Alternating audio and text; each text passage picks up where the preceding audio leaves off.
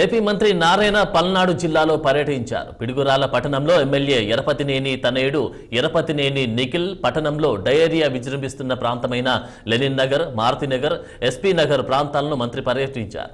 Lenin నగర్లోని urban primary health సెంటర్లో చికిత్స పొందుతున్న రోగులను పరామర్శించారు.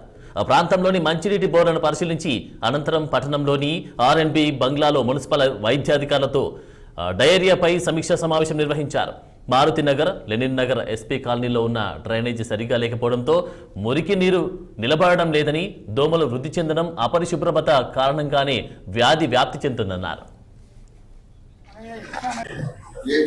తీసుకున్న సమాచారం ప్రకారం మొత్తం 39 కేసులు మొత్తం డిఫరెంట్ హాస్పిటల్స్, ప్రైవేట్ హాస్పిటల్స్ కావచ్చు, గుంటూరు కావచ్చు, నరసరాపేట కావచ్చు, ఈ యొక్క ఈపీహెచ్ మారుతి నగర్ హాస్పిటల్ కావచ్చు, ప్రైవేట్ హాస్పిటల్స్ కావచ్చు, వాటిల్లో 39 కేసులు ఉన్నాయి.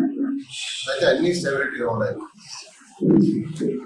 అయితే ఒక 2 కేసులు యాక్చువల్గా డిహెచ్ఎం గుంటూరులో చనిపోయిన దాని డీటెయిల్స్ తీసుకుంటే వాళ్ళు డిఫరెంట్ కాజెస్తో చనిపోయారన్నారు. ఏదేమైనా